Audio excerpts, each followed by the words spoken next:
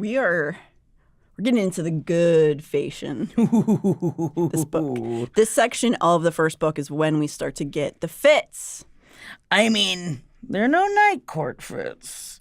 But I guess it depends on if you're springish or if you're nightish. Yeah, we haven't seen a lot of the court's outfits yet. So. No. I know what they look like in my brain, though. And spring isn't it for me. No, I mean, I'm sort of wearing a spring court outfit. You do look very spring right now. In tribute to one of the scenes in this day of episode. I don't know how you dress... How you can do it as a goth woman. I'm trying to dress more fey, and like this is the most fey thing that I have because there's pom-poms on the sleeves. You can do dark fey. Okay. Yeah, I mean, you look fayish. Do I? Yeah. Do I look like I could just winnow out of here? Yeah, try it.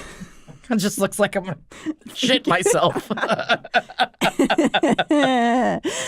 You introduced me to a good phrase that you've coined that is dressed up from the breast up, which is what I am today. Dressed up from the breast up might be the best thing I've ever said. Sweatpants here. Dressed up from the breast up. Faye. Especially with Zoom fashion. I can't believe I haven't said this beforehand. Yeah, no, I love this. I love this for all of us. Yeah. Also, Jackie, I want you to be proud of me. Oh my God, you tabbed it. I tabbed my book. I love your tabs. They're so I am beautiful. such a tab ass bitch. You're such a tab whore. And I ain't talking about the cats. Although I like a tabby. Yeah, sure, fine. I'm not gonna get off on the wrong foot with cat people. Anti-cat Natty Jean. Ooh, I just alienated half of our listenership. I'm pro-cat. I am pro-cat too. I am. I just love dogs. But let's get all of our listeners into a feud immediately. Okay. Cats v dogs, and also spring fashion v night fashion. We'll get to that at some point. We're not quite there yet. But let's sing it. Let's go back to where we were. Where we were.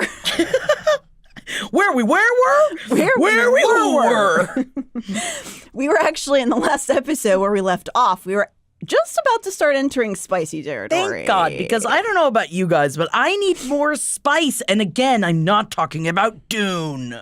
Get out of here, rude Duners, but also welcome if you want to be Fae-based. Yes. Don't leave. It's a very comforting group where you just lay in a meadow and think about your big beast of a man. I wish that we had the fields of Springcourt, though. I guess, you know what? I'm not a really big fields dweller. Yeah, but they have the magic ones. Yes, if I can see the magic, if I can feel the magic, but I don't want to just smell the magic like Feyre does at this point. Oh, wait, smell. Yeah, the tang. Yes, because she smells the metallic tang of magic. Like, that's sucks. Well, I want magic. It sounds like you got punched in the mouth, and then you have blood in your nose. Yes. Or are you a blood sucker? I'm not talking about vampires. Are you suck the blood? You get hurt, you suck the blood. Some people like the taste of their blood. That's a slippery slope. Yeah, it is. Oh, no. We're not getting into blood play. I'm sorry. Okay. So, where we last left off, not only that, but Feyre has begun to open up to both Tamlin and us as the reader about her family's troubles, where she came from, including more about her father's questionable business decisions. Bad businessman. Can we just say he lost everything and was just like, guess I'm just gonna get beat down and not help my family? Yeah, he lost all of his will, it seems like. His mojo. Maybe he needed to get his groove back. Maybe, and maybe he will. But much like Rose on the Titanic, her family. Wow. How? Feyre's family name was just masking a bad bit of debt. Oh, just like Rose on the Titanic. I was like, well, he's not drawing her in any of in the field. No, you had to get there with me. Yeah, I was there. I went with you. Thank you for the journey. You're welcome. So yes, Feyre's family it was just a name, really. He probably wasn't a great businessman. I don't know. She's not speaking very well of her father. Well, it sounds like he just sent out ships and was like, Bye. He did. All the luck to you. You've got all of my riches on it. Now, I don't know how boats work necessarily. I know usually you think, oh, Jackie Zebrowski, that bitch knows boats. Yeah. But I don't. That's a boat bitch. And I guess if I was a merchant of not Venice, but of just a poor little town, it's a quiet village. Yes, every day. Quite like the one before. Yes. Beauty and the Beast, everybody. Yes. I think that that sounds bad to me. That even in the real world, you're not supposed to put all of your money in one place. But he just put all of their wealth on ships and just went, bye. Yep. That's just business 101. It's like investing all of your money into like FTX and then just being like, wait, it's in the bottom of the ocean now? Is that fuck that xylophone? Yes. It's the anti-xylophone coalition. Man, that sucks. Yeah. Because xylophones are great. Yeah, I know. It's fucked up. That's why it didn't do well. That's why people lost their money in it. The human xylophone. I'm coming in with a lot of energy today. I think I've had too much coffee. Just enough. Yeah. I'm just ready to get down to this field. Yeah, so we are. That's where we are now. They're bonding like crazy out in this little trippy field where we left them off. She also has a moment as they're ending this scene, which you heard a bit of from some gentlemen last episode. Mm-hmm. She has a moment with Lucien as they're leaving where we see another threshold passed that he decides to trust her with a knife. Good for him. I know, right? I think that's great. Also, this part does make me think of Midsommar. And part of it, like when you say like in the trippy field, when I first read it, I thought that maybe there was some sort of like magic drug going on. Mm-hmm. And that I was here for. But no, there's no magic drugs at Interestingly, Midsommar will come back up again. Midsommar. So this is at the end of chapter 18. As chapter 19 begins, we have the beast, Tamlin, sort of doing the gentle giant dance where he's gruff, but all of a sudden he's trying to appeal to Feyre's desires, get to know her. He presents her with this huge gallery of Fey paintings, which leaves her breathless, very akin to the movie Beauty and the Beast. When you go to the library with the books, and it does the same thing. But we know that she was drawing from that. So yes, she's enamored by, this is a great panty dropping move on his part. Oh my God, all you want to do is paint, and then your big beast man is like, but look at all these paintings, these Fae paintings. It also tells a lot of the history of the Fae and all that kind of stuff. And not only that, but then he gives her, here's an easel. Goosh, the opportunity to paint. If there's one thing we know about Feyre, man, she squirts for paint. She does. Maybe she squirts paint.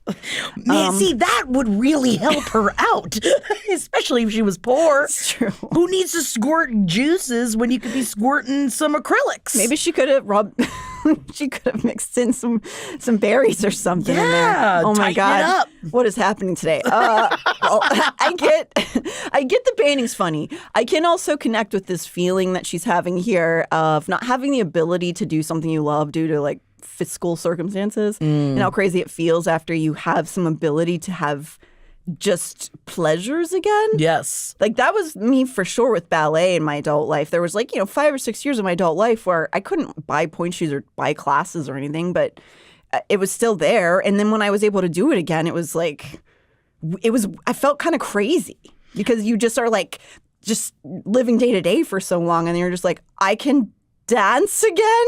I can dance. I could have danced all night. Mm-hmm. Yes, and you would have begged for more. I remember I had about a year where I only ate American cheese and mayo sandwiches from the bodega. But man, my guys knew me and they sold them to me for 75 cents. Wow. Back in my day, you could get a cheese sandwich for 75 cents. I don't know if that many places could.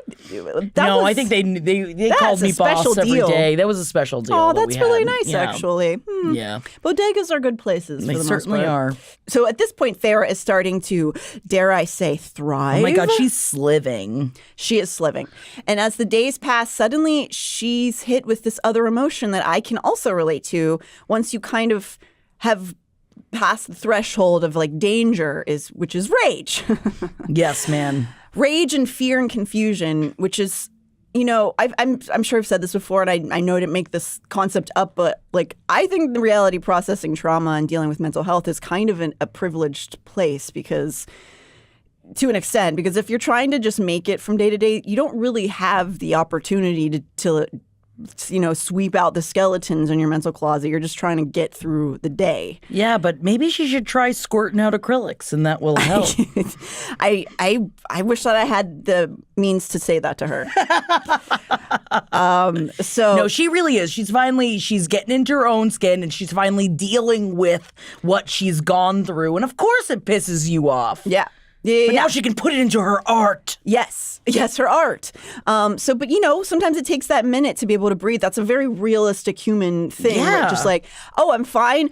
I'm so angry about everything now because you're dealing with those other shit. So this is sort of what happens to her here. She seems to be experiencing something similar whenever she's out one night reflecting on her family, and she just starts to walk through the darkness, much like you walk through the streets sometimes, Jackie. Oh, yeah. I love street stalking. They call me Night Cat for a reason. Yeah. Ow! Yep. So she's walking around just sort of like aimlessly going through stuff in her head on the manor's grounds, and she ends up at this rose garden, this rose bush.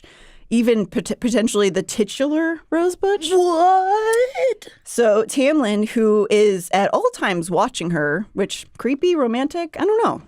How do you feel about that? You know what? I don't know if it's just because I just got off the Twilight thing, but I feel like for me personally, I don't want someone staring at me all the time, especially if I'm not. So I think it depends on which, like if you're really in lust with someone, I guess it's romantic to have them just stare at you with longing. But I think in my real life, don't stare at me. Yeah, makes me feel weird. Real roll of the dice. Not everybody's going to be super into that. Nah. But, so I feel like my immediate reaction is, can I help you with something? Well, in this instance, he appears behind her as she's staring at this rose bush, and he lets her know that it's a mating present, actually, from his father to his mother. The concept of mating has been brought up already in the book, but we haven't really had an explanation of it yet, but it is something that is like a big deal in the Feywild. Enough that you get a whole rose garden out of it. Not just a bouquet. Wow, he must really like her. Oh, that's awesome. That I have to take care of something now. He's something that's living. How dare you bastard? Yeah. He's sort of trying to lull her and quiet her because she's very upset and she's just not having it. And I like his very human response that most people can relate to at some point or another. They've been in a relationship and you have to go, you seem upset. And then just hope that they're not going to lash out at you. Although in reality, if my husband said, you seem upset, I'd be like, oh yeah? Do it seem upset to you? Yeah, that's the risk. But it does piss her off. She gets mad. Yeah. So in this rage she's in, she rips a rose from the bush and she tears her skin open on the thorns. Oh. And her thoughts start pouring out. She starts pouring herself out to him and finally herself getting to the core of her hurt. All those years, what I did for them, and they didn't try to stop you from taking me. She's talking about her family again? Of course they don't care about you, girl. They haven't for a long time. No. But she's finally, I think, coming to accept this. So, and she feels kind of ashamed for having this omission to him and starts to backpedal. But Tamlin says, if it grieves you, then I don't think it's absurd at all. Which is hot. Yeah, I guess. And then they have this interaction. He took my hands. His calloused fingers, strong and sturdy, were gentle as he lifted my bleeding hand to his mouth and kissed my palm, as if that were answer enough. His lips were smooth against my skin, his breath warm, and my knees buckled as he lifted my other hand to his mouth and kissed it too. Kissed it carefully, in a way that made heat begin pounding in my core, between my legs. I'm sorry, that was a very... I should have asked for your consent first, Jackie. Yeah, I'm upset I wasn't asked. And now my loins are heated and I'm sitting next to my sister-in-law. And there's going to be many times where this happens. Especially as the book progresses. Yeah. Well, This is some of the most intimate touching that they've had thus far. Not only Faye flirty, but we see his magic mouth heals the rips on her skin. So, goosh, goosh, yeah, goosh. It's pretty cool. Yeah, man. Can you imagine someone just sucking on it and then you feel better? Healed. Yeah, I can't imagine it, actually. Yeah, I bet. This is also, I feel like, the first time they talk about her between her legs. Because I feel like they talk about, like, there's a lot of groin talk in these books. Yes. This is the first direct acknowledgement of her, Oh, yeah? Her. What? Yep. So, yeah, they've like, basically alluded to it. And now we're starting to go, like, oh, no, she's, like, you know, she's feeling things. Also, Tamlin in this scene somehow gets the flower that she ripped out of the bush, and he has dethorned it, and he sort of, like, places it behind her ear. Oh my God, it's almost like him and how he's disarmed by her, and maybe his thorns are pulled off, and now just the flower remains. Yeah, I was a literature major. The flower is the vagina. What? This, I guess, yeah, he took the thorns off her pussy, too. Yep. Thank you, Tamlin. Thank you. While this is very sexy and caring of him to do, I actually really want to come back to this interaction later on when we've read more of the books, because with the full context of the other parts of the story, I find this interaction very interesting. But that will be for another day. Man, there's so much we're sitting atop. I feel like we're sitting on a big, like Pooh Bear's belly full of honey. That is one way to think of it. Sitting on his stomach. I say, where's the honey, Pooh Bear? This sounds like a different kind of erotica. I'm just getting turned on. I'm sorry. So yes, this is perhaps the nod to the title, or maybe this is where the title originated from. I'm not really sure if this came first or the title came first, but actually I'd be curious to know. The next morning, Feyre acknowledges that there's been a shift between the two of them, one heading towards the direction of the Bone Zone. Truths. She needs to get some fresh air because it's getting hot in there. Air, so hot in here. Here's where it seems like she doesn't really mind that he's following her around, because she basically knows he's doing it, and she kind of baits him by going, I'm going to walk around now. And essentially she sets up a snare to catch him.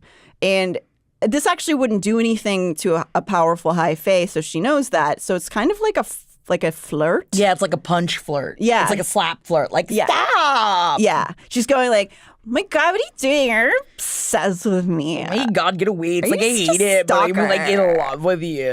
I'm taking your baseball hat. I'm going to wear it backwards on my head, you idiot. Did you slap flirt? I'm sure I did.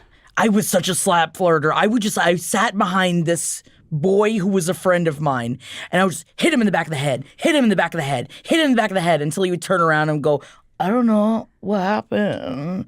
And why is, like, who tells a 12-year-old that that's what you're supposed to do? Like, why I don't know, but it's just the natural order of things. How did he react to it? He didn't like it. No, he didn't like it. He didn't want to kiss me, and I was mad about it. He was just sobbing. Yeah. Please stop. Please stop. But he was a friend of mine. I think he was more scared of me. Yeah, no, I'm certain that I did that sort of flirting as well. If I was even brave enough to touch a boy, I usually was not. So she runs. So during this interaction, she has him trapped upside down. He's like in like a snare upside down, and she runs her hands through his hair. Whoa! Ooh! And she begins to fantasize about what his purr would sound like against her naked body. Because he's a big cat man.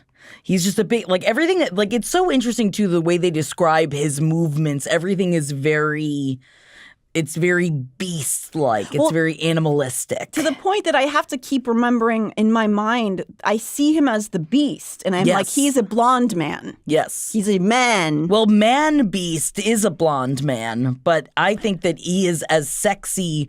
Who is cast in your brain? I think I had, like, a Chris Hemsworth in my brain for Tamlin. Yeah, I can see that. I don't know if I have a specific actor in mind. I have the image, and I am afraid also if we say exact actors, it will cause a ruckus on the internet because people are very opinionated. We got to talk about these things. Everyone has the dreams of what they look like in their head, and I feel like there are certain characters of this book, I don't know if they're going to be able to live up to what they look like in my brain. I truly feel bad for the lead actors when they come to Hulu. What out there in the audience, who do you think Tamlin should be played by? Yeah, let us know. because this is going to be, I mean, we're getting thirsty over here, so we got to have something in our brain to thirst about. Mm-hmm. I have to make it not a thing that looks like an animal. Because that's weird. He looks kind of more like an animal in my brain, but I'm a monster fucker, so I'm allowed. Right. I'm under the umbrella tree of monster fucker, so I'm allowed to do this. That's true.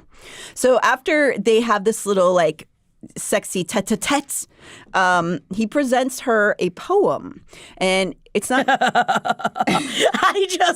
I'm sorry. I know that it's probably very romantic to receive a poem, but if someone that like I hadn't even started boning yet gave me a poem, I'd be like, fuck is this? But I think that's just my thorns, if you will. I think also if you didn't have like TV and entertainment, this would be like, wow, he made a thing. If you're squirting for Peyton, I guess you only have so much. But so he presents her this poem. It's a dumb poem. Whoa. There once was a lady. I'm sorry. There once was a lady most beautiful, spirited, if a little unusual.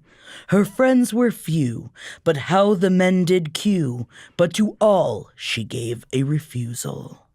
See, I'm on the other side of the spectrum. I mean, yes. I think it's good. I know that I'm in the wrong here. I think a lot of people would love to receive a poem. Again, somebody I'm not in a relationship with may be weird. Does Henry write you a lot of poems? He writes me love letters. See, that's really nice. But this, I feel like, is like... Sorry. Essentially, what this poem is saying is like, you're a little weird, and you ain't gonna fuck nobody. Like, that's what this poem says. It's not even talking about her beauty. It's true, but I mean, he does say most beautiful, but you know what I mean. I think maybe it's supposed to be like lighthearted. That's my takeaway from it. But it's also supposed to be sort of like a flirt. And the other part of it that I think is really sweet is that he found the list of words that she was trying to teach herself. Yes. And then he uses them to cap the lines of this poem and then the other handful of poems that he's made that we don't actually see. Because she can't read. She can't read. So this book, I mean, I find this very sexy in the sense that he came up with this very creative way to help her learn. No, I'm the one. I'm daddy. Being brash. It's sexy daddy. Teach baby how to read. You know, it's very nice. In theory, I don't think I would like that in real life, but in this concept, I think it's very sexy. So on top of that, the poems he gives her progressively get more dirty, and by the end, he ends up making her laugh. Oh my God, the Ice Queen? I know. It's the first time we've really had Feyre express a joyful feeling in the book, and the quote is, "Her laughter like sunshine, shattering age-hardened ice," which I think is a nice little turn of phrase. Yeah. So he's done this, and then she obviously is into it because this is the first time she's like smiled in the books. Shortly, man, nothing I fall in love with more than someone that literally can't smile. That's the thing. That's what I find so. But Tamlin is so rugged, so it makes sense that he would be interested in someone that's a bit of an ice queen because he's also incredibly moody. Yes. So shortly after this, we get a quick clarification of what mating is, which is going to play a big part in this series. When Feyre questions Tamlin about his parents, we learn that mating is sort of above marriage in the Fey world. It's sort of ordained by like almost like a natural order kind of thing. And that Fays can be mated, but not like the best romantic couple in some ways. So it's like nature is one thing and then your own personal feelings are another. And it's like, are you the one? Yeah. Have you watched any of Are You the One? No. It's a dating show. It's a dating show where technically everyone is matched with on paper who you're supposed to be with, and you keep trying to fuck people to see if this is your match, and then they go into a chamber and they find out whether or not they are the perfect match for each other, and most of the time their loins are making the decision, and that's not good for them. But occasionally, sometimes loins and hearts work together. Yeah, man, and make thoughts. Yeah. That's not what it would make. No. I guess it would make lots. Lots? I make myself laugh. Let's see. So this is basically the case with Tamlin's parents. His mother was a more loving figure, but his father was a tyrant. He was very cruel, and he was actually a keeper of human slaves. So it seems as though Tamlin's father... He's got daddy issues. They both have daddy issues. Huge daddy issues. Okay. Wouldn't you, though, if he had human slaves at your house? he basically goes on to say his father, during the big war that happened where human and fae like separated from each other. Well, let's just say his father would have been a big fan of the Confederate Army. You know what I'm saying? Yeah. So fortunately, the good of Tamlin's mother worked into him enough that he disavowed his father's behavior. So that's good. Yes, that's a plus. But it seems like he doesn't have as much mommy issues, but definitely more daddy issues. Daddy's a badman. Brothers were badmen. Mm-hmm. Mommy's good. Yeah. Mommy's dead. Mommy's good, mommy's dead. They're all dead, in fact. They were killed by an enemy court. In fact, he didn't want to be High Lord. He was sort of forced into it. He wanted to be a soldier. Oh my God, is he hairy? See, that's the thing. See, this is the thing. This is what makes my panties sluice, is because he doesn't want to have the power, but he is destined to have the power. He has no choice, so he steps up, which that makes me goosh. Yeah, oh no, I agree. Even though he constantly is mad about it. But he's a pissy boy, but don't we love him? You don't marry a pissy boy, but you fuck a pissy boy. I'm saying in real life. In real life, yes. So he had to step up into this role, and his powers also were like superseding his brothers, so they might have killed him anyway. So it's probably good they were murdered. Yeah. That's what I'm saying, I guess. He, in fact, doesn't consider himself to have the traits of a High Lord, but too bad. Because he does. Because he is, and he does. As we learn of Tamlin's history, the duo are observing the court servants setting up these massive bonfires across the sprawling hills of Spring Court. Man, all their celebrations seem so fucking awesome. I know. We learn from Tamlin in this scene that it is in preparation for Fire Night, otherwise known as Calan-OH-mai. So Tamlin's being a bit evasive. Oh no, sorry, she's getting revved up. I'm just reading it again. The second we got to Calan-OH-mai, I was just like, okay, ready for this? Oh boy. Like we don't have sex constantly. I don't know why this is doing this to adult women, but because that's what these books do. I am already a very horny person, and then to read I don't need literotica in my life to get me going, but then I do. And Jeff has said many times, he's like, he would know I'm reading a spicy scene because like I can feel you vibrating next to me as you read it. I have no chill when it comes to these books. I wish that you would read them in like Starbucks. Yeah, just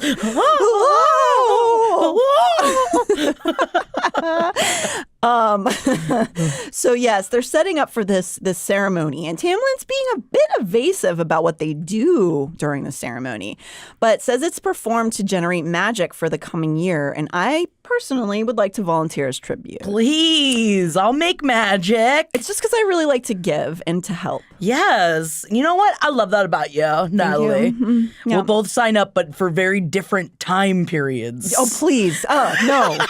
We're not doing that. We'll go in shifts. Okay, great. This is a turn because there will be evidently more fairies than usual on the grounds, expanding the world a bit of Prythian. But Feyre is not permitted to go. She's not allowed. She is not happy about this, as I would be also very annoyed.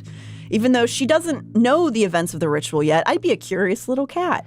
I would be a curious cat, but there's no way. See, this is how I know I could never actually be a heroine in a book like this. Because if someone told me I wasn't allowed to go, I would like a puppy be at the window just being like, I wish I could go to the party. And I would never. Like Wendy. I'd be just like Wendy. Yep, I'm just like your dog. Only then. I'm gonna go. Only in that moment. I jerk off and go to sleep like a normal person. Wow. And so as they're having this argument and they're trying to get over this awkward, like, you can't go, I want to go. And he won't even tell. See, this is the whole thing, the daddy thing. Mm-hmm. He won't even tell her, like, what's going to happen. All he says is, you're not allowed to go. And you don't tell Feyre that she ain't allowed to go. And especially, just tell her what's going to happen. Maybe she wouldn't go if you just clued her in a little bit more. They leave her in the dark about so much. It's true, and this theme will come back throughout the stories. Mm-hmm. Suddenly, as they're doing this, though, Tamlin tenses and he tells Feyre to hide now. Confused, Feyre observes Tamlin and Zaddy Lucian speaking to. I'm also very sexually attracted to Lucian in my head. Yes. Speaking to a creature she can't see. But she's watching them have this terse confrontational interaction with this thing who apparently is a delegate of this mysterious she who Feyre is beginning to piece together. This bad girl, the bad. The baddie. This mysterious lethal woman that she doesn't really know much about. This creature, she calls it an it, comes with a warning to stop acting out and asks Tamlin why he hasn't given up yet. Tamlin argues back they have this interaction. The invisible thing laughed again. Such a horrible, vicious sound. Though you have a heart of stone, Tamlin, it said, and Tamlin went rigid. You certainly keep a host of fear inside it. Oh, that was good. Thanks. I'm scared of you. Good. They get this they get this creature to flee, and Feyre finds out its name is the ACOTAR. The thing laughed again before a flap of leathery wings boomed. A foul wind bit my face, and everything went silent. Curious. That is something that we may be seeing again. The next day when Feyre's painting, Jackie. When she's painting. She reflects. When I sat down to paint, what emerged on my canvas was a tall, skeletally thin gray creature with bat ears and giant membranous wings. Its snout was open in a roar, revealing row after row of fangs as it leaped into flight. As I painted it, I could have sworn that I could smell breath that reeked of carrion, that the air beneath its wings whispered promises of death. Very spooky. Ooh, I don't like that thing.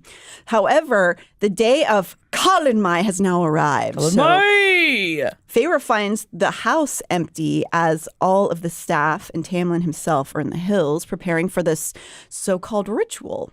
We get the sense that these preparations exude a sort of earthiness, a sensuality, which is common in spring rituals here on Earth. Observances like Beltane, and whoa, wait, Calan-OH-mai?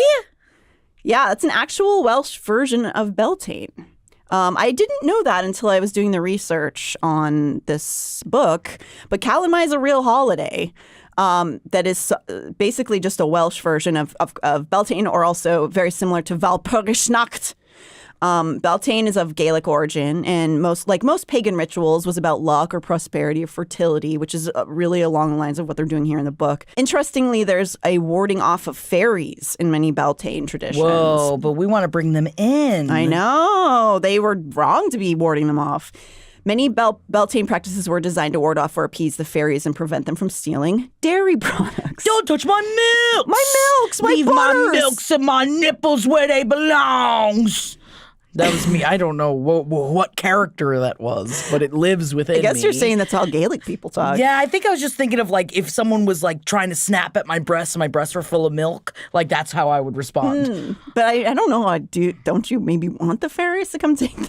If I didn't have anybody to give the milk to, like if this was like a Grapes of Wrath situation, then yeah, come have that with my milk. I'll share. All right, cool. And yes, Beltane in all of these sort of real-world rituals include big old bonfires. Sick. The Wicker Man, which you may have seen before as a movie. The bees! Is drawn from these traditions, though Nicolas Cage is not typically trapped inside. Although sometimes he depends on the Calan-OH-mai. So you see a lot of Beltane imagery in Midsommar. Oh my God, you were going to bring up Midsommar again. Several times, such as the maypole dance. So this is also stuff that they have going on here at the Calan-OH-mai rituals. And so, yeah, Beltane's a very old holiday, and Walpurgisnacht is also a very similar tradition. Sort of like All Hallows Eve and All Saints Day, which is more of a Christian version of the same thing. Basically, all the holidays are sort of just interspersed with each other. And Calan-OH-mai is considered a spirit night in the Welsh tradition, and it is about... Sounds like everybody's going to get hammered. Yes. I've had a couple spirit nights in my day. Well, it is. It seems like, I can't speak from personal experience, but it seems like the Welsh Calan-OH-mai, which is considered a spirit night when spirits are out and about and divination is possible, involves a lot of drinking. Why aren't we celebrating this? In the same way that I want to get rid of Easter and just call it Spring Thanksgiving so that we could just have I just want another like holiday where I don't give a fuck about a cave and zombies and stuff. Yeah. Like, although sick. That sounds cool. Yes. If we celebrate the zombie part of it and then we all eat a bunch of food together, Spring Thanksgiving. Yeah. That's what I want. And so maybe we need more Calan-OH-mai and Beltane in our life. Well, the Purgasnacht is now being practiced a lot. Sorry, and also Purgasnacht! Which is Henry's birthday, by the way. Oh my God, May Day! All of this is really May Day. It's all kind of interspersed together like most holidays. But yeah, well, Purgasnacht is popular again in Europe, and also Hekkensnacht, which is the same thing basically, or Witches' Night in Dutch. So yeah, that is actually a lot of like the big Beltane type like bonfires and stuff are kind of popular again. We just need to bring it back to America. Sick. Let's do it, man. Let's do it from the... Come on, Faye-Bays. Faye-Bays. Let's get it together. Go down. May Day. We're having May Day, but we're not going down. Faye-Day. Oh, my God. Faye-Bays do May Days. Oh, that's fun. Maybe we should try to figure out how to make that. We have to do something now. So this is all carried through into this storyline. And as the sun goes down on Calan-OH-mai, Feyre watches the fires being lit on the horizon and laments over not being invited to this party. Sort of a little puppy window That's moment. me. She doesn't understand why. Has she done something wrong? Suddenly, as she's in the house, Tamlin appears before her. There's something so sexy about the word baldric. I don't know if I said this last episode. He was shirtless, with only the baldric across his muscled chest. The pommel of his sword glinted golden in the dying sunlight, and the feathered tops of arrows were stained red as they poked above his broad shoulder. I stared at him, and he watched me back. Take up that baldric, come on! I love a baldric. I mean, it is very phallic, so that makes sense. Yes, the warrior incarnate, indeed. He again demands. I'm sorry, I didn't say the warrior incarnate. He again demands that she stay in her room for the night. Warns her, in fact, to set up a snare in front of her door, and is gone into the sunset. Just no shirt on. Woo! And then he just wants her to sit in her room. Woo! Come on. Come on, give me some. That's what I'd say. Come on, just give me some first. Give me some. Poor Jeff, every day when he tries to get ready to go to work, I harass him. I sexually harass my husband every morning because if he just has on his socks and his underpants, I will chase him around the house, go, gimme, gimme, gimme, gimme, gimme. We play the gimme game. He likes it. Yeah, he loves it. So you gotta keep it fun. But Feyre can't let go. The tempting beat of the drums are rushing through her blood and coursing through her. Curiosity is getting to her. In fact, there seems to be a voice inside her whispering, go see. It's me. It's inside of her brain. Yeah. Can relate. Go to the party. So she does. She decides to creep out. She steals away on a horse. Even though there is some form of glamour over her to blur the creatures dancing in the night, she continues to sneak through the crowds and music and laughter. No way. There's no way I would do it. I would be way too scared to do something like this. Again, I'm not a heroine. I'm a side character. Well, in reality, this is a very fairy tale logic thing to do. Normally, you would just be murdered, right? If you're going to do something this dangerous. There's no reason she wouldn't be, but we're going under... hate humans. Like, what are you doing? We go under suspended disbelief in this moment. But yes, it's a bad idea. Yes. Feyre, during this little look around, she notices a cave opening. And there are tributes laid out in front of it. What is going on here? She's making her way through the frivolities, and she's startled when somebody grabs her arm. She turns, cornered by 3 fairies. And they're not wearing masks. They're not of the spring court. Nope, only the spring court has the masks. She describes them as almost insect-like. It's clear they are danger. Oh! They start to terrorize her, throwing out innuendos at her being intimidating. Human woman. She panics. She's frozen. They have her cornered and they begin to drag her into the tree line, which you know is bad news. And when another pair of hands grab hold of her. They were strong hands, warm and broad. not at all like the prodding, bony fingers of the 3 fairies who went utterly still as whoever caught me gently set me upright.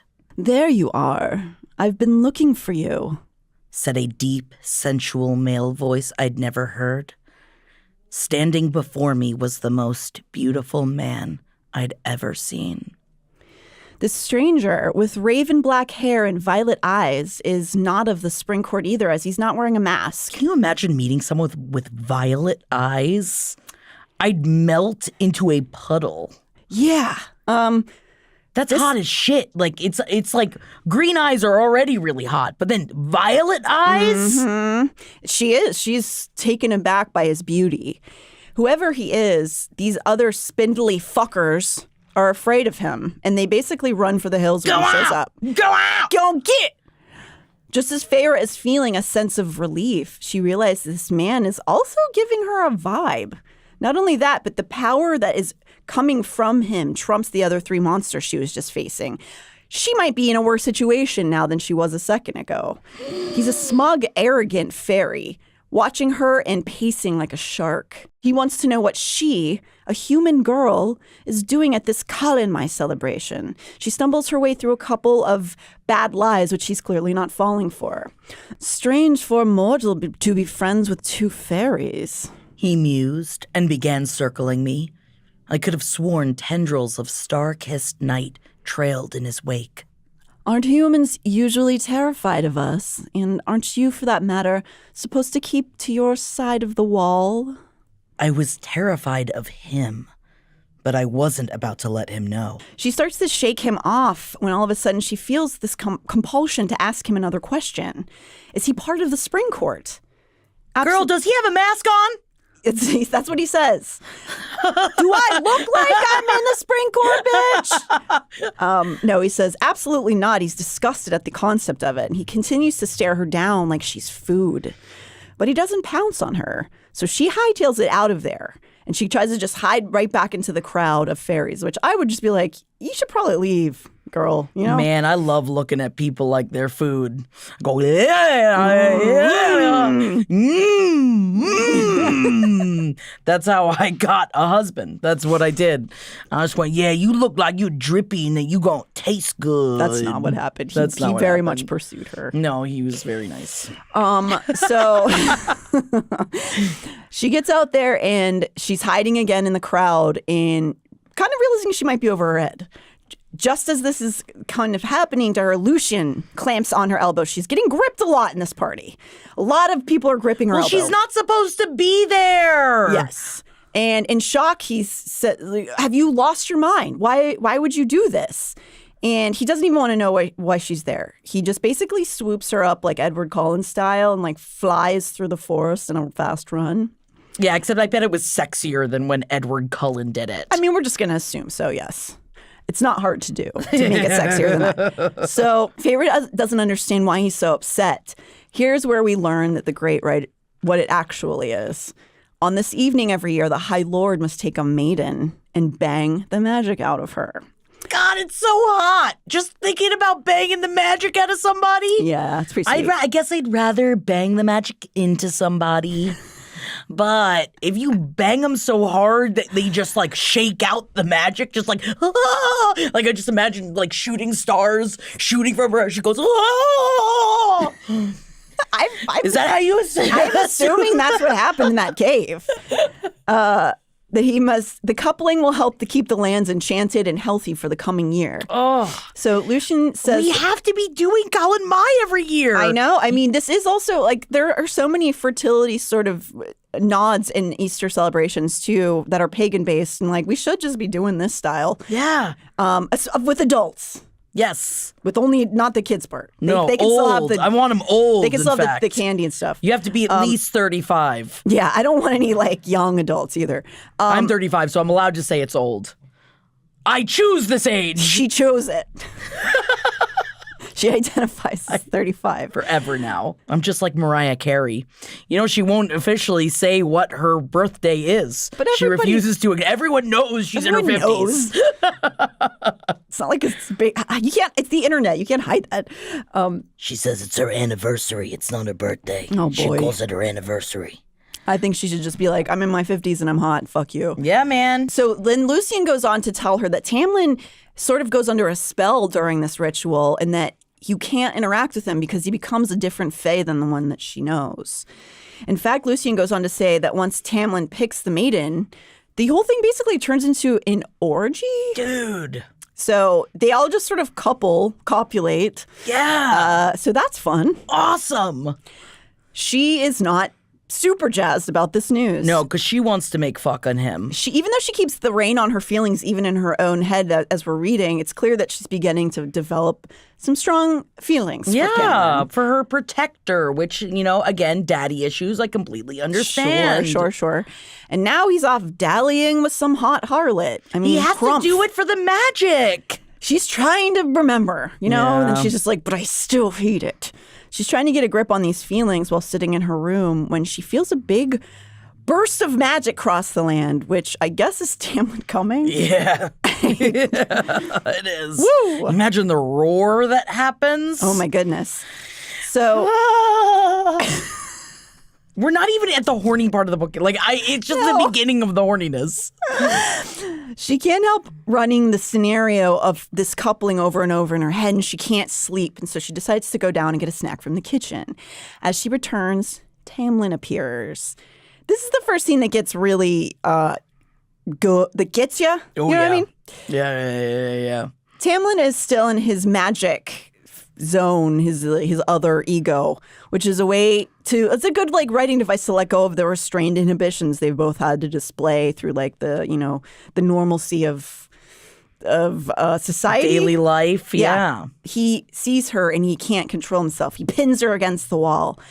Now, you got to remember, as this is fantasy, she's fighting him, but we know as the reader from context and access to her thoughts that she's willingly playing into this little drama scene.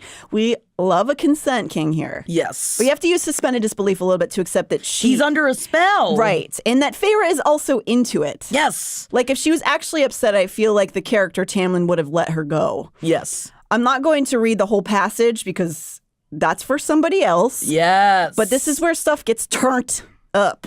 My favorite part of this interaction is this. Now I'm going to say a dirty thing. Don't look at me. I would have you moaning my name throughout it all, and I would have taken a very, very long time, Feyre. Not that that's always what we want. I'm going to throw that out there. I know that the romantic wise, yes, it's very nice. But sometimes it's like, all right, let's clip it along. Yeah, absolutely. As he has her pinned there, he gives her what is essentially a hickey and then manages to control himself, and she slaps him across the face. Woo! And I like that when he tells her not to disobey him, she says, "Don't tell me what to do." Woo! However, Feyre is shooketh. Yeah, dude. In her Wouldn't core. you be? Can you imagine? He actually scents her arousal and basically runs before he can't control himself anymore. Very sassy. The next morning, Feyre decides to let the hickey he's given her show at the breakfast table in sort of another nagging flirtation. I love this scene. It makes me laugh every time, and it sort of makes me fall in love with Lucien. I love Lucien so much. I fall in love with him more and more every time I read this. Totally. It gives them all three of them, it gives them a sense of personality that I find endearing, where it's very, even though they're fae, it's very humanizing because they're all hungover. The scene is ended by Feyre thinking about making a painting of Lucien and Tamlin as pigs because they're sort of teasing her. They're and razzing laughing. her because obviously Lucien's just like, oh yeah, where'd you get that? Yeah. What happened on your neck? Yeah.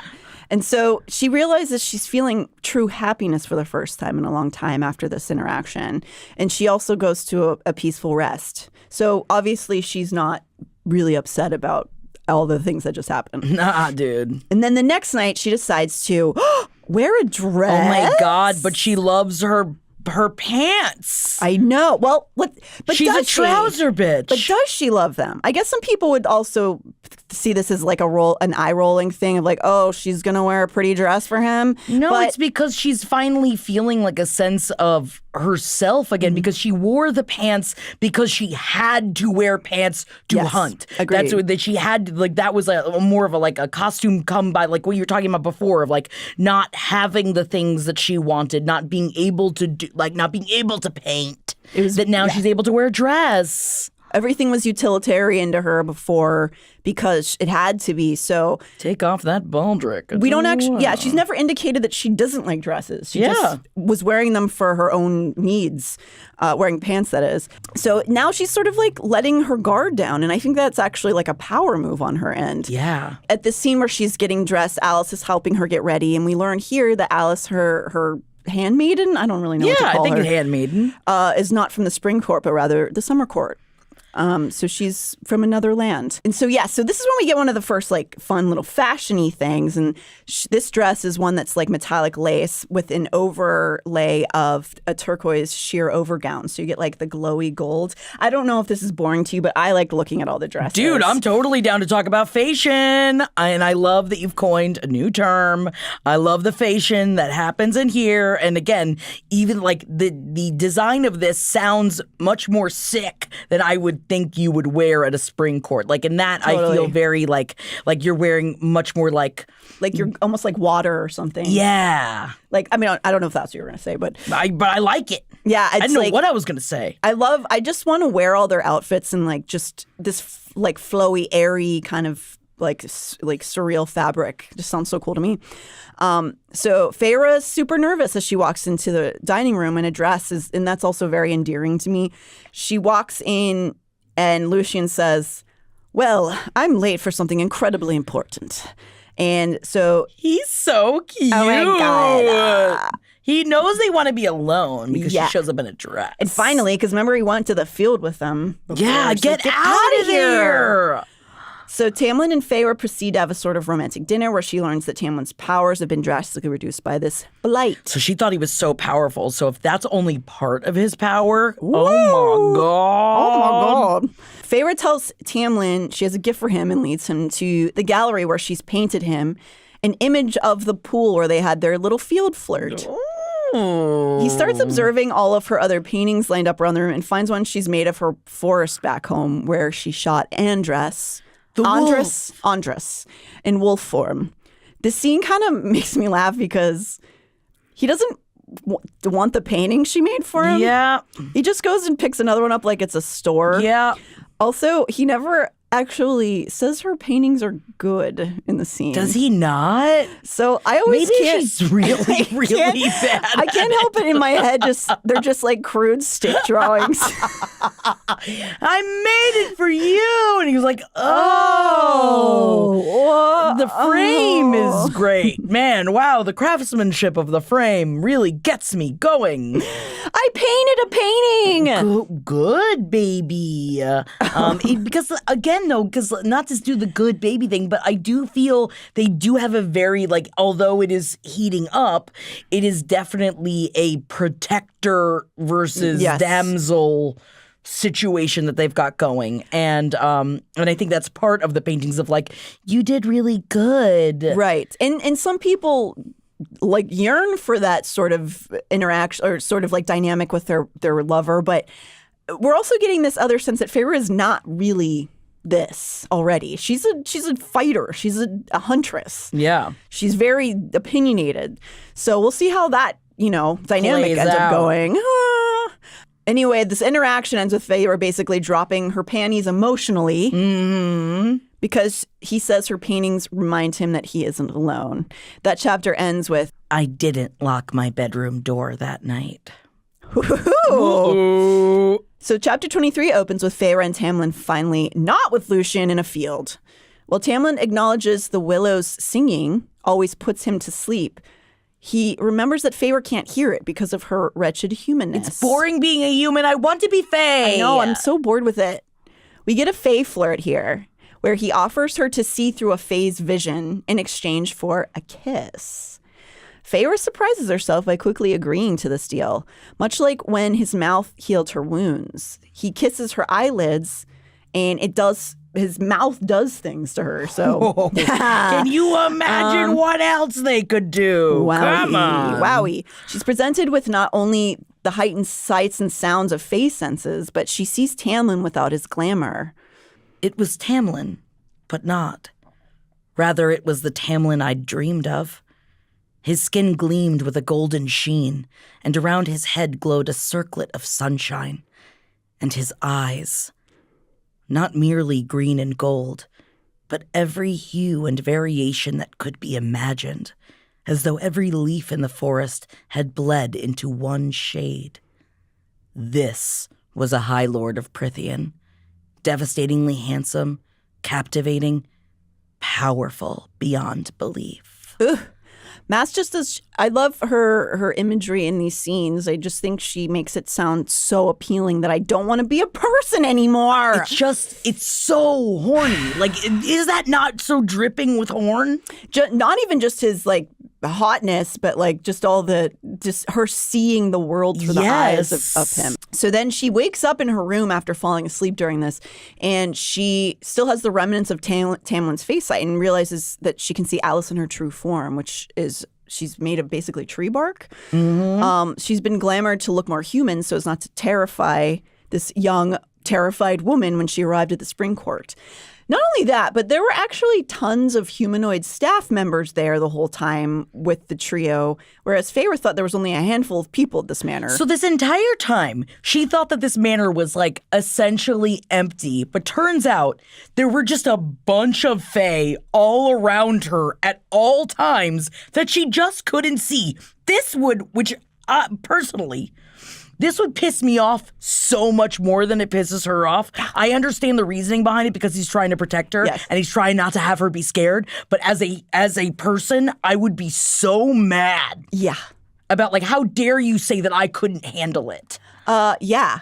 Also, it's not even just that, but the weird invasiveness of it. Yes.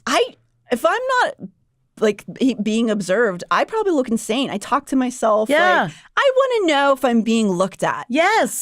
She doesn't seem super bothered by it. I was very surprised that she doesn't get more pissed off at this point. She's too horny, I guess. I mean, I have been there. She's like, I'm going to table this and bring it up in 3 years. Let me just, what if we fuck first? Yeah. So, no, I was just like, So that's weird. But anyway, the next morning, Feyre is shaken to find a severed head spiked atop a fountain outside the manor. So basically, she finds the severed head, and it very scary for her. It's all fucked up. Its teeth are broken. It's bloody. This was of note to me just because this is a point where the story starts to really skew into the dark. There's some already intense scenes and everything, but this is really more of the traditional folk and fairy tale level of violence, which has a lot of amputations, impalings, cannibalism, that sort of stuff. So we're kind of veering into that world now. When Feyre fetches the boys to come inspect this horrific find she comes across, she learns that the fairy's head has been branded with a quartz sigil, which is a mountain and 3 stars, the Night Court. If we refer back to the map at the front of the book, the Night Court is a big old hunk of land at the northernmost part of Prythian. It's steeped in mystery due to the massive mountain range along its southern border. We don't know too much about the Night Court right now, but we get the sense that it's cut off from the other courts and is a bit feared.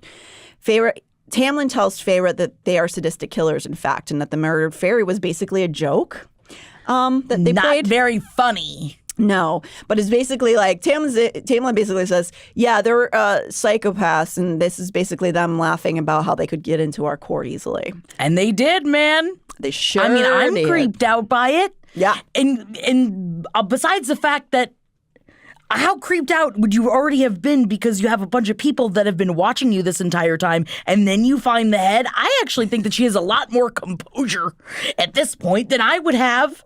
Excuse me, can we have a conversation about this? What is happening? Yeah. Yeah. I don't know. I think maybe she's just yes-anding it. She's leaning in. She's like, all right, we're gonna cut heads off. Can I still stay in the manor? Yeah. All right. Can I paint? Lord knows. Can I still paint? Now it's so funny, Natalie, just thinking of her being like, I can draw a river. And it's just just a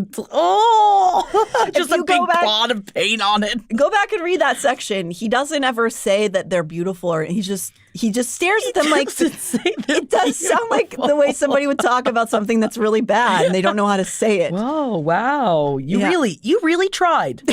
Look at the different colors. Different colors. So chapter 25 starts, we're presented with spring court in preparation for another celebration. Time has passed, and we are now at the summer solstice, or Midsummer. Maas has sort of cross-blended some of the May Day tradition imagery into the scene, as did the movie Midsummer, with the flowers and the maypole and the bonfires. Feyre ponders over how long she's been here at the spring court. I don't think they actually acknowledge the month she came in. Somebody correct me if I'm wrong, but I was always assuming it was like January. It seems cold. Yeah. I think maybe in one of the other books they mention what month it was.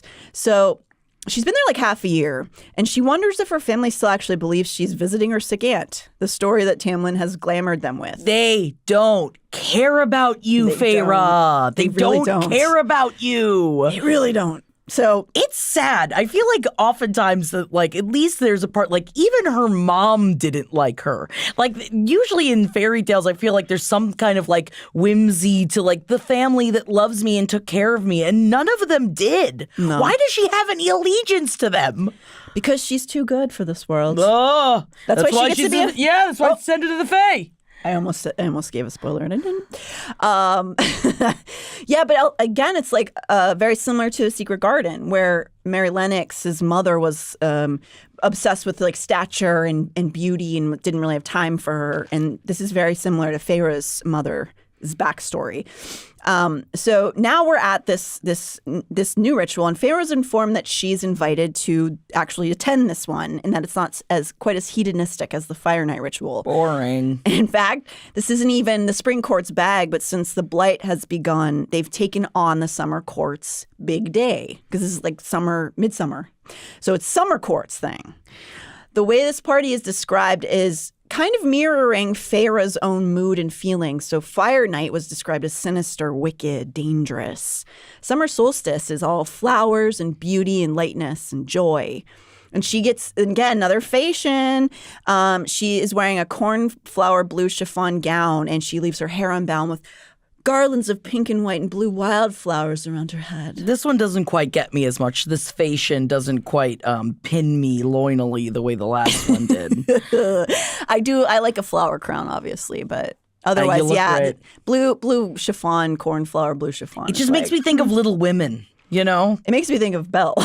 Yeah, I guess that too. So we get a lovely, visceral scene of Feyre here, bedecked in flowers. She fills herself with pies and tarts and cakes while listening to a merry band of drums and fiddles. I want to go. I do. I want to go to one of these parties. Why aren't we invited to the parties? I don't know.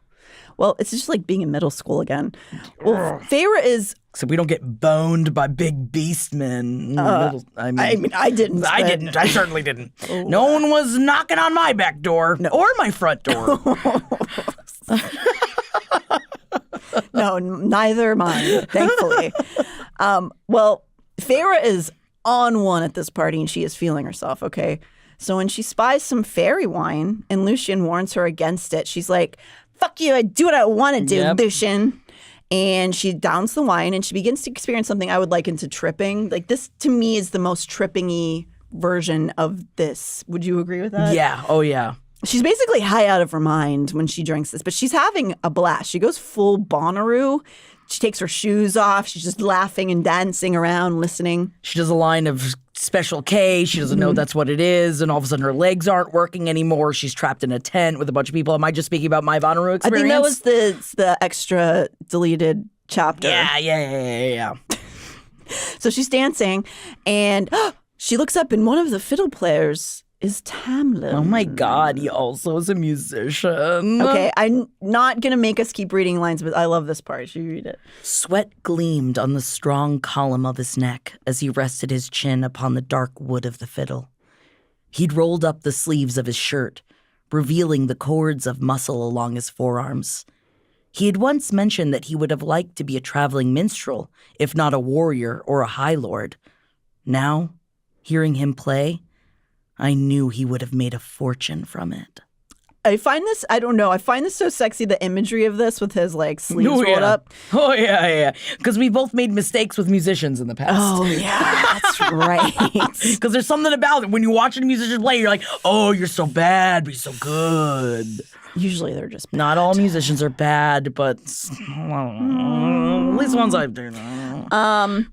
So he begins to fiddle in front of Feyre, and he says, "Dance! Dance, Feyre!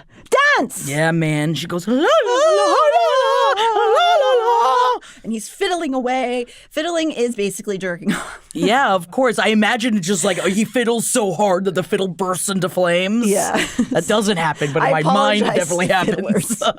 That's very rude. Yeah, I'll watch your fiddle. Yeah, I know what that means. I know your fiddling is not sexual. I'm sorry. Fiddling all about. Unless you're fiddling all about, then it just depends on where your hands are. Tamlin joins the melee, and it's a joyous, sexy scene of Feyre and Tamlin dancing and laughing for hours among the Fey revelers. As the moon is setting, Tamlin takes Feyre off to watch a meadow come alive with the will-o'-the-wisps. The will-o'-the-wisps. Which is a real thing. It's a real-life phenomenon that has always been a part of folklore because it looks like spooky ghosts, like usually in swamps and marshes. It has something to do with science. Yep. We'll just leave it at that. Yeah, it's like it has gas. It's something to do with gases. You know, let's not even pretend like we know. It's science. It's science. But here in this moment, it's like real creatures because they're in Feyre land, and it provides some very sexy backdrop. Mm-hmm. During the scene, this is where Tamlin says that he'd like to kiss Feyre, and she's like, "Yes, please." Okay. They have a very spicy kiss. As the sun rises, Feyre opens up to Tamlin, saying she didn't know such beauty could exist in the world. I let the dawn creep inside me, let it grow with each movement of his lips and brush of his tongue against mine. Tears pricked beneath my closed eyes. It was the happiest moment of my life. The end. The whole book's over. Nah. We're wrapping up towards the end of this episode, but yes, it seems like this wouldn't, if this was the way it went, there wouldn't be 5 entire books. So no, it's not just like, and they lived happily ever after. Mm-mm. The next morning comes and both Tamlin and Feyre are fully lovesick. Lucien is just plain sick because he has to see their shameless flirting, and it's very cute. Feyre divulges in her mind she would have let Tamlin take her on the table right there. Good Lord, she is throbbing for it. Yeah, they're both kind of just like basically about to like do it. So we would maybe have gotten that scene if not for Lucien dashing water on the couple's flames. The blight has attacked the Winter Court. Dun, dun, dun. It has killed a dozen of their children. In the Feyworld, children are very rare. So rare that killing of 12 is almost a genocide. So just as the trio is processing this terrible news, Tamlin starts. He orders Feyre to hide, and she's glamored as they are presented with an unexpected guest. From her hiding spot, Feyre is shocked to see that this unwanted guest is none other than the beautiful male who saved her from those 3 fairies on Fire Night. Tamlin remained seated. With his back to me, I couldn't see his face, but Tamlin's voice was laced with the promise of violence as he said, "What do you want, Rhysand?" His name is Rhysand. And we have to stop here. This is how it is pronounced in the audiobook. I know a lot of people... In my brain, I say Rhysand. I also say Rhysand. I don't think that that's the correct pronunciation of it. Because the audiobook says Rhysand. Yes. But we want you to know that this is something we had at least 4.5-minute discussion about before we started this episode. Yes, but we want you to know that we hear you and your thoughts. And I say Rhysand. Yeah. But it's Rhysand. Rhysand. Apparently. So this man's name is Rhysand. We learn a few things in this little interaction, actually. And Rhysand's appearance seems to only antagonize Tamlin, and Tamlin is pissed. As they speak, Rhysand takes credit for the severed head. So he's basically toying with Tamlin and Lucien, and he calls him a stubborn bastard for being holed up in his manor instead of being with the rest of them, quote, under the mountain. So this is a new term. And then I don't think it's like under the sea, though. I'm pretty sure there's no lobsters singing. I think that usually all the shells are not for laying about or putting on your breasts. But I don't know what happens under the mountain. Under the mountain! Under the mountain! I shouldn't sing like, I was going to call him Geppetto. I think it was slight. It was slight.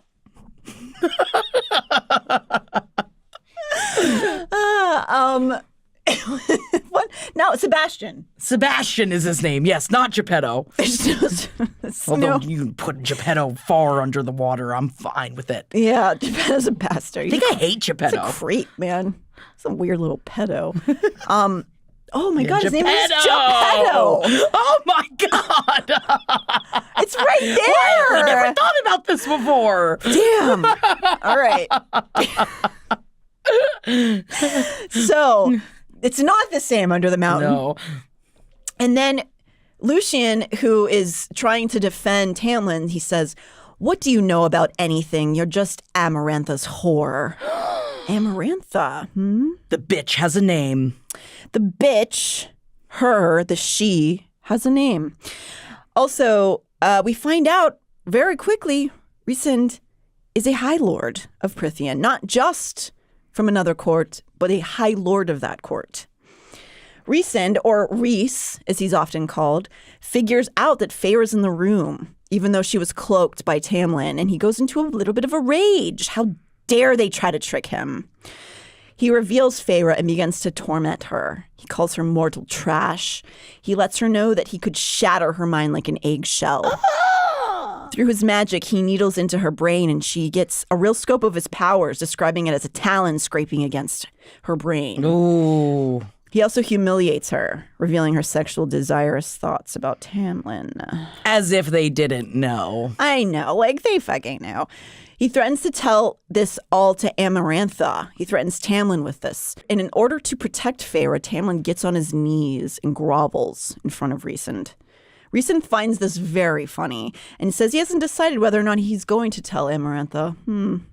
Before he goes, he asks Feyre her name. She's terrified that the Blight will go after her family if she's honest. So she says the first name that comes to her mind. Claire Better. It's a friend of her sister's from back home in the village, one that's actually mentioned earlier on in the book. Rhysand says he can't wait to see the three of them under this mountain. And then he vanishes. Under the mountain. No, it's not like that. Everyone is shaken by this interaction. What if she did show up under the mountain and everyone's like singing and dancing and having a great time, though? It'd be a very different book. Feyre, maybe that would be the Disney version of this. Oh. Everyone is shaken by the interaction. Feyre's mind is still reeling from this invasion as Tamlin enters her room and tells her that he has taken on her life debt. And he presents her with the shocking news that she is free to go home. Except she no longer wants to be free. No. And she realizes that cottage in the village was not her home. No, they don't love you, girl. She doesn't want to leave Tamlin's side. I was quite shocked when this scene happened when I read it the first time. Yeah. Tamlin says no, she has to leave. She's forbidden to stay. She insists that she can help and all this. And while I usually want to be on the side of the woman standing her ground, Tamlin is probably correct in this moment. I'd probably listen. Yeah. He can't protect himself, let alone her. So she's as fragile as a flea to this Amarantha bitch. After arguing, she begins to face the reality of the situation. But not forever, right? Even if the blight spread to the spring court again, even if it could shred me apart, I would come back. He brushed the hair from my face. I shook him off. I suppose it'll be easier if I'm gone, I said, looking away from him. Who wants someone around who's so covered in thorns? Thorns! Thorns? Thorny, prickly, sour, contrary. He leaned forward and kissed me lightly. Not forever, he said onto my mouth. And though I knew it was a lie, I put my arms around his neck and kissed him. So we finally get to the very sexy sex scene here. But it's marred knowing that they are to be separated. It's a bummer. It's not a full unleashing, in my opinion, because of all of the sorrow mixed into it. Still very enjoyable read. And here we see the Consent King. Twice he pulls away to make sure she's okay. His kissing was slower this time, gentler. The fingertips of his other hand slipped beneath the waist of my undergarment, and I sucked in a breath. He hesitated at the sound, pulling back slightly, but I bit his lip in a silent command that had him growling into my mouth. Wow. So this is a sex scene that I would actually like to revisit once again when we're further in the books, but because my thoughts on it are based on future information. So I don't want to say too much right now. The next morning... It's really hard not to spoil things. I know. I know. I didn't know that this was going to be so difficult. But isn't it a fun, sexy game? It is a sexy, sexy game. The next morning, he wants her out immediately. She has to leave for her own safety, which does make it sound a little bit like he's just used her for sex, and he's like, "Baby, you gotta go. You gotta go. You gotta go. The time, man. Oh no!" But it's not the case. So he really wants to save her and protect her. In his mind, this is the best thing he can do. We see another face in here, and it is sort of indicative of how this is wrong, because she gets put in this weird little like lacy white and pink and blue. A human outfit. It makes me think of like the Mary Poppins outfit, like the way where it's just like, and she actually says, I half expected a parasol to go with it, because it's very much like goofy almost. As she's getting into the carriage Tamlin has set up for her, she's not tied to a horse this time. She's all gussied up. Their last moments together are shared through this carriage, and Tamlin says, I love you. Feyre's response to this. I should say it. I should say those words, but they got stuck in my throat because of what he had to face, because he might not find me again despite his promise, because beneath it all he was an immortal, and I would grow old and die. And maybe he meant it now, and perhaps last night had been as altering for him as it had been for me, but I would not become a burden to him. I would not become another weight pressing upon his shoulders. So she doesn't say it back, and she leaves. Again, I was really shocked the first time I read this that he was really sending her off. I thought for sure. I can't believe she left. I can't believe she actually did it. I know. I thought for sure something would happen before that. Their sex scene in the previous chapter was too sad, and then they did it, and then she'd leave. But no, he sends her away. Although I get it. That was usually my move. I was in the middle of the night kind of gal. I'd be out. Like, bye. I don't know you really, so I gotta go. But she has to go back to her wretched family who's so mean to her. Who don't care about her.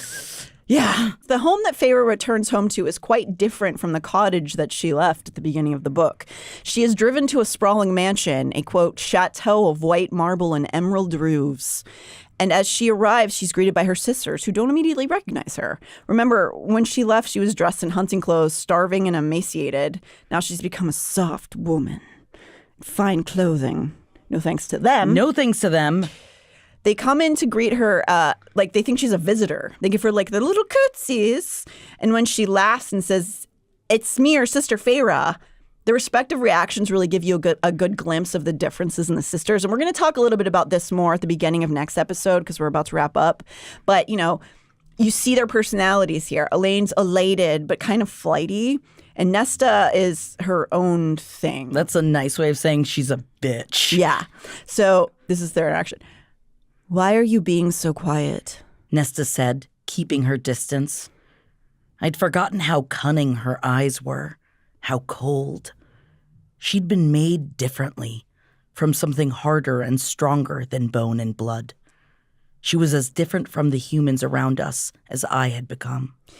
So this is how Nesta reacts. Elaine's twittering around her like a bird, and Feyre comes to an understanding of what Tamlin did for her family. He glamored them and afterwards arranged so that a man would come and ask her father for help investing money. And it renews her father, and he turns their fortune around. So it's like, I hate her family. Yeah. The only reason why, like, oh, everything's fine again is because they have money? That teaches no one anything. But it does show that they are a little bit shallow. Yes. And not like A Star Is Born. Whoa. So yes, they're not evil, but they're a little depthless, I would say, at least initially. And when Feyre's father, he loves his daughter. When he sees her again, he falls to his knees and declares that he will hold a ball in her honor. Oh, shut up. So the Archeron family has come into this like level of wealth associated with fantasy and fairy tales. It's the sort of Aladdin chest of, gold and jewels and rubies. And Tamlin really did take care of them. Yes. And he also left Feyre with another old sack of money. So she has her own money on top of their money. Feyre's happy to see her family fed and healthy, but is not acclimating. She's thinking about the spring court. She doesn't really want to be here, and she's worried about what's happening in Prythian. So she tries to integrate herself. She takes bags of gold and gives them out to the villagers in her town. She helps Elaine garden, but she's just not really there. So Feyre's ball goes on as planned. She's not super interested, but wants to be gracious to Elaine and her father for their hard work. The next morning, as her family is sitting down to breakfast, this is how we're going to wrap up this episode with this scene. I'm thinking of buying the better land. My father was saying to Elaine, who was the only one of us listening to him. I heard a rumor it'll go up for sale soon, since none of the family survived. And it would be a good investment property. Perhaps one of you girls might build a house on it when you're ready. Elaine nodded interestedly, but I blinked. What happened to the bedders? Oh, it was awful, Elaine said. Their house burned down and everyone died. Well, they couldn't find Claire's body, but... She looked down at her plate. It happened in the dead of night. The family, their servants, everyone. The day before you came home to us, actually. I had given that name to Rhysand, and he had not forgotten it. Dun, dun, dun. I just got shivers, as if I don't know what's about to happen. It's a good... But shit's about to get real. Yeah. Like, hold on to your butts, especially if you are reading along with us. Shit is about to go down. It is quite a shift. Like, this is really where you see a shift from a basic fairy tale story into something else, which is, I find really fascinating and what really hooked me into the rest of the series. So yeah, that was fun, Jackie. Yeah, we got man. through some of the beginning sexes. We're starting to get drippy in here. And there's other stories. Sure. No, the story also gets really good, and there's like a lot of other great characters that we're going to meet, but also, so hot here. Ooh, yeah, man. Wait, what's that song? You ever heard it before? Getting hot in here? Yeah. I don't remember that I'm doing the breakdown. Hot here. I think that's how the song starts. Yep. Thank you guys for joining us. We will be back next week with some more spice and some others. This is going to be crazy the next episode. Spice and violence, but again, not Dune spice, very different kind of spice. Different kind, but there is a worm. But we're going to meet a worm. But it's not Dune. No, it's not Dune.